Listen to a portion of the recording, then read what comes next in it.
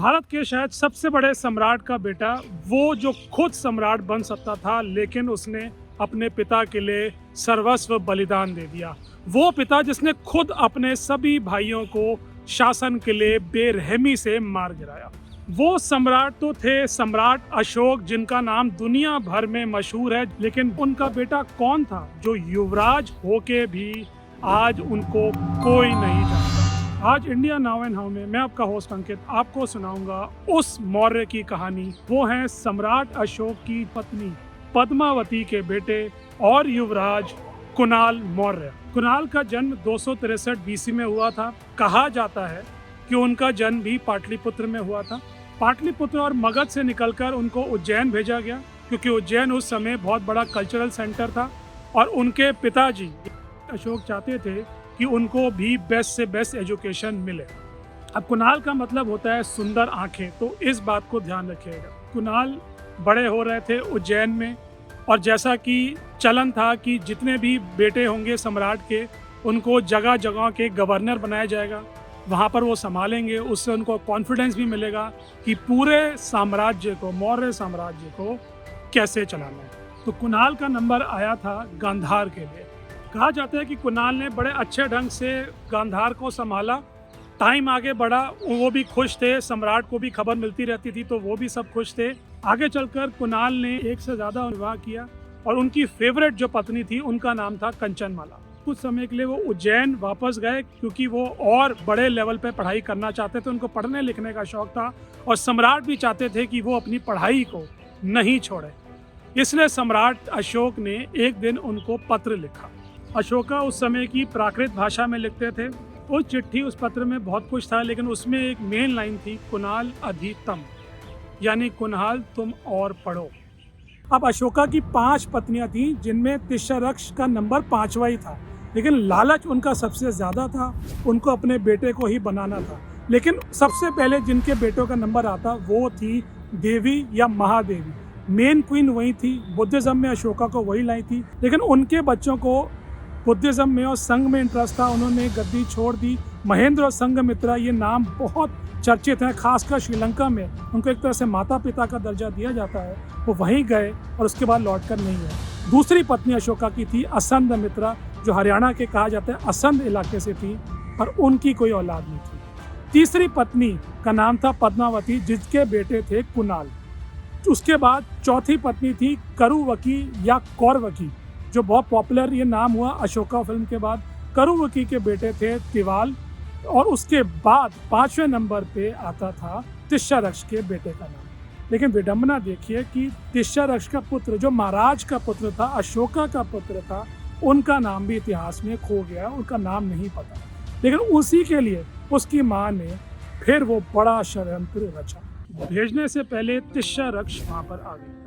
उन्होंने सम्राट से कहा कि एक बारी मैं लेटर को, पत्र को चेक कर लेती हूँ कि कहीं कोई गड़बड़ ना हो, क्योंकि अगर कोई गड़बड़ हुई तो मैं आपको बता दूंगी, आप उसको ठीक कर दीजिएगा। और ये भी कहा जाता है कि धीरे धीरे करके तिष्यरक्ष नंबर 5 से उनकी फेवरेट पत्नी बन चुकी थी, तो अशोका ने उनको मना नहीं किया।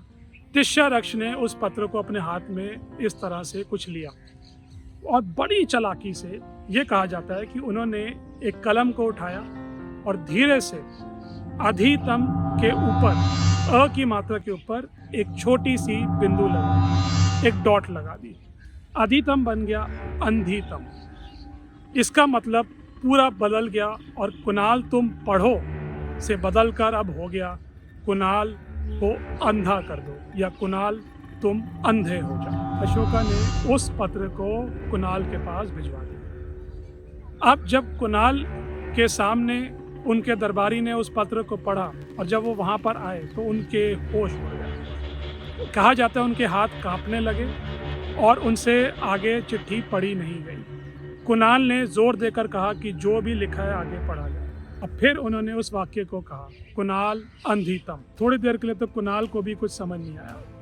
ये उनको लेकिन पता था कि उनके पिता उनसे बहुत प्यार करते हैं, तो उनके पिता ऐसी हरकत नहीं कर सकते। वो अपनी माता तिष्यरक्ष को भी शायद जानते थे। एक तरफ सम्राट अशोक, भारत के सम्राट के सम्मान की बात, और दूसरी तरफ अपने जीवन और आगे चलकर खुद सम्राट बनने की बात। कुणाल ने लेकिन वो किया जिसको कहा जाना चाहिए कि वो शायद बलिदानों में सबसे बड़ा बलिदान है। कुणाल ने अपने दरबारी को कहा कि उसी समय 2 सीखें लाई जाएं, बिल्कुल गरम गरम कोले से निकली। अब वो वहाँ के गवर्नर थे, सम्राट के बेटे थे, युवराज थे, तो उनकी बात को रखा गया। सीखें गरम गरम खौलती हुई मंगवाई गई और कुणाल ने देखा कि किसी और की हिम्मत तो नहीं होगी। उन्होंने खुद उन सीखों को पकड़कर अपनी आंखों में डाला। कुणाल अंधे हो गए और अब वो देख नहीं सकते थे। उनको ये भी पता था कि जीवन के साथ साथ सम्राट बनने का जो उनका सपना है वो भी समाप्त हो गया। ये न्यूज़ जैसे ही अशोका के पास गई, अशोका तिलमिला उठे। उनके प्राइम मिनिस्टर थे राधा गुप्त। राधा गुप्त ने कहा कि इसके लिए केवल मृत्यु दंड ही सज़ा बनती है, भले ही आपकी वो महारानी है, सज़ा एक ही है। तिश्यरक्ष को उसी समय दरबार बुलाया गया और उसको मृत्यु दंड की सज़ा दी गई। वहाँ कुणाल कुछ नहीं कर सकते थे और उधर मगध में पाटलिपुत्र में सम्राट अशोका के एक पोते दशरथ को उनका उत्तराधिकारी बनाया गया।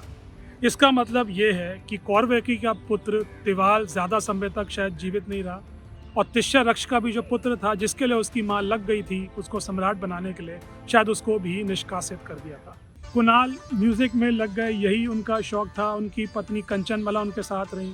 उनका नाम ज़्यादा नहीं आया, लेकिन फिर उन्होंने एक दिन मगध जाने का निर्णय किया। कुणाल कंचनमाला के साथ मगध पहुँचे। एक अंधे म्यूजिशियन को देख के सब इम्प्रेस हुए। उन्होंने उनको दरबार तक भी पहुँचा दिया और दरबार में अशोका को सुनाने का मौका मिला।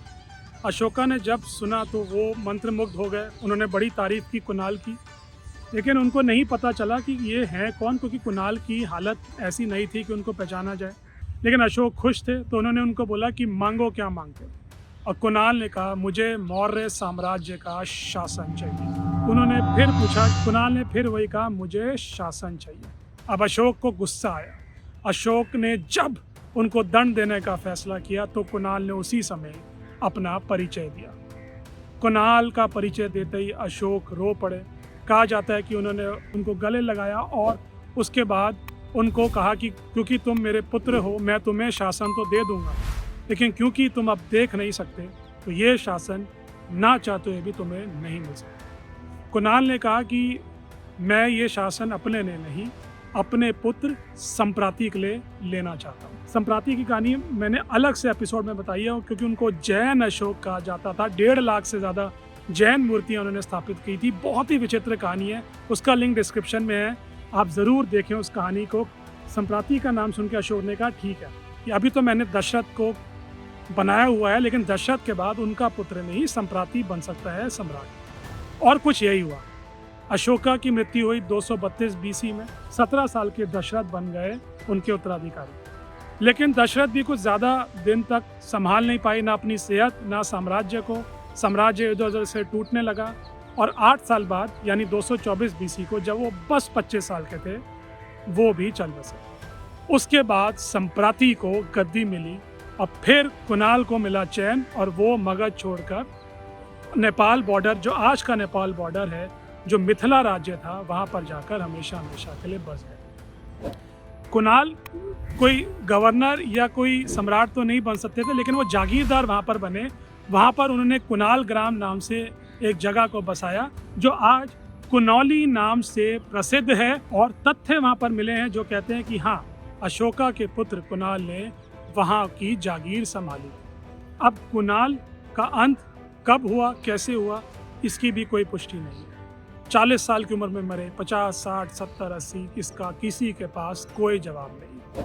लेकिन इतना जवाब है, इतना सबको पता है कि कुणाल ने कर्ण की तरह एक दानवीर बनने का सौभाग्य प्राप्त किया। उन्होंने जो शासन उनके पिता ने मार काट करके छीना था, उन्होंने वो अपने बलिदान से अपने आगे की जनरेशन को यूं ही सौंप दिया। इससे भी शायद दिलचस्प कहानी हम आपको अगले एपिसोड में बताएंगे, लेकिन सब्सक्राइब करेंगे तो उसका नोटिफिकेशन मिलेगा और ऐसी दिलचस्प कहानियाँ आपको हमेशा आती रहेंगी। आज हमसे जुड़ने के लिए बहुत बहुत धन्यवाद। मैं हूँ आपका होस्ट अंकित। आप देख रहे थे इंडिया नाउ एंड हाउ। जुड़ने के लिए धन्यवाद। नमस्कार। जय हिंद, जय भारत।